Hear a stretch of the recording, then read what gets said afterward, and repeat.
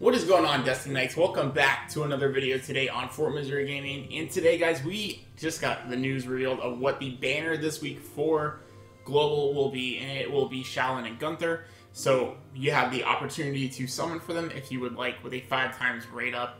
In my opinion, I would be skipping this week because generally with the amount of other units that JP has access to, a lot of these, premier launched units are going to be probably power creeped or not quite as useful in the future. So we are going to go over them, and you can determine after the analysis of whether or not you guys would like to summon for them. So let's go ahead and hop in first. Let's go over to the Codex and let's see what they have to offer for you guys. So let's go over to Jin first, and let's go and talk about Scissor Shaolin. So, which is probably going to be one of the better ones that we will go over today. So she has a 45-second cooldown, Hand of Despair, AoE damage equal to 650% of attack power, with a 35% chance to increase damage target takes by 25% for 12 seconds, and increase damage dealt by allies by 30% for 12 seconds. So it's pretty awesome because she basically has a double pump against the target, so that target basically is getting debuffed, and then your allies are then getting buffed by 30%. So pretty awesome. When she does get max skill, she'll go to a 40-second cooldown, a 750% attack power, and then a 55% chance for target takes 45% more damage. Wow, that's a pretty big increase. A 10% increase on both. That's pretty crazy, actually. And then a 40% buff. Actually, is she different on when she's awakened? Let's see here. No, it's the same. Okay, I was just making sure. Alright, and then her next ability is going to be an AoE damage equal to 470% of attack power. Removes a buff from the target, 100% chance to remove shield, and 25% chance to stun for 2.5 seconds. When we do max her, she's going to be a 30-second cooldown, 670 attack power, 670% of attack power, 35% chance to stun, 3.5 seconds, 2 buffs removed, 800% chance to remove the shield. So her skill 2 is going to be where she kind of shines, especially in PvP, because you can have an anti-call to Paper Adonis, removing his shield, which is a big thing in the meta. It seems like in Global in general, the meta team is Rock Benito, Scissor Carlota, and Paper Adonis. So this is a pretty cool counter for that team. And if you do leave her in the striker position, you can access that. I would say I would totally throw her in my striker position team if she had some kind of good buff that I could do for my units. And unfortunately, Jin just doesn't have many other good units besides Shaolin. So it's really hard to use her as a striker because you basically lose that ability. But if you feel that Adonis is the only reason you're losing, then you may want to throw her on your team to see if that will help your team out. So that is going to be Scissor Shaolin. So Rock Shaolin, I feel is definitely not quite as good. But let's go ahead and go into her real fast. So a 35-second cooldown, creates a shield that reflects damage dealt to allies, reflects 50% of damage dealt for 1.5 seconds, then increases allies' current buff duration by 8 or 13 seconds, and 60% chance to remove debuff from all allies. So a pure assist ability to where she's gonna be really, really helpful if you're getting completely onslaughted by things like Benito in PvP, or maybe even things like Kerr or Francisca. And then in Karo's Trials, when you see the Goblin mob boss guys that just completely obliterate you when you get to like wave 8 and 9, she's going to be really, really clutch. Similar, I believe it's Paper Sierra, if I'm not mistaken, which I've been using in my striker position.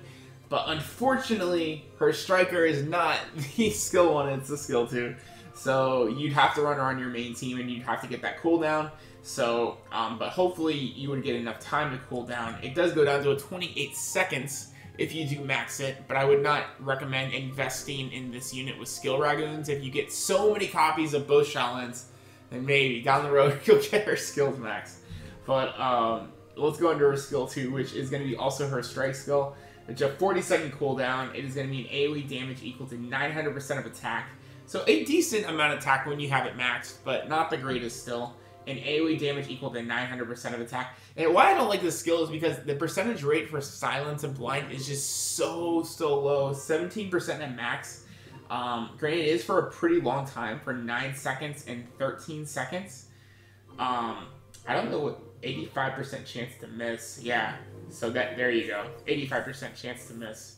So that's, you guys can tell there, 85% chance that it doesn't go off is pretty bad.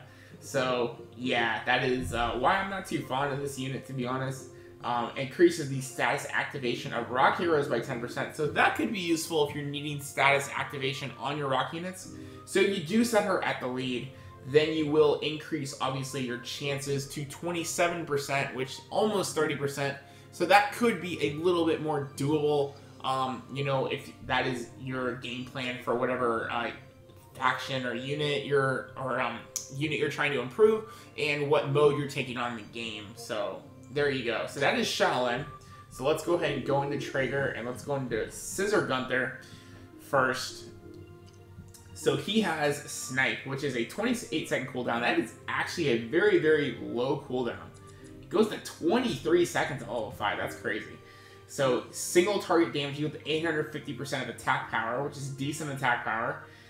Decreases the activated skill cooldown by 10 seconds upon critical hit. Decreases the caster's, increases the caster's attack power by 5% each time a critical hit happens on the target. That's pretty cool. I actually like that a lot.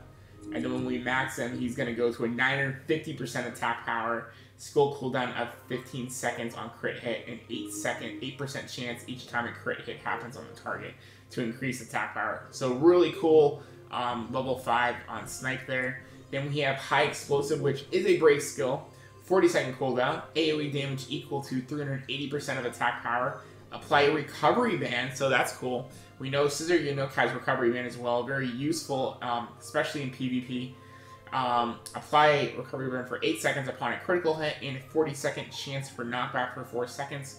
So the only bad thing I'd say about this unit is it relies completely on crit hits. So that's the only reason I would say this unit isn't like top tier, but it has some very cool utility.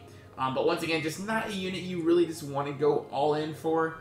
In my opinion, and Snipe is his strike skill, which is going to be, helps with cooldown. Like, I find him useful. Like, he's useful because he gives me cooldown reduction, which helps out my team, but I usually throw him in a striker position.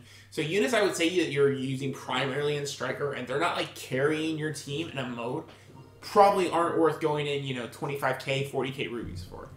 So, that is the Scissor one. So let's go into the paper one to finish up the video for today.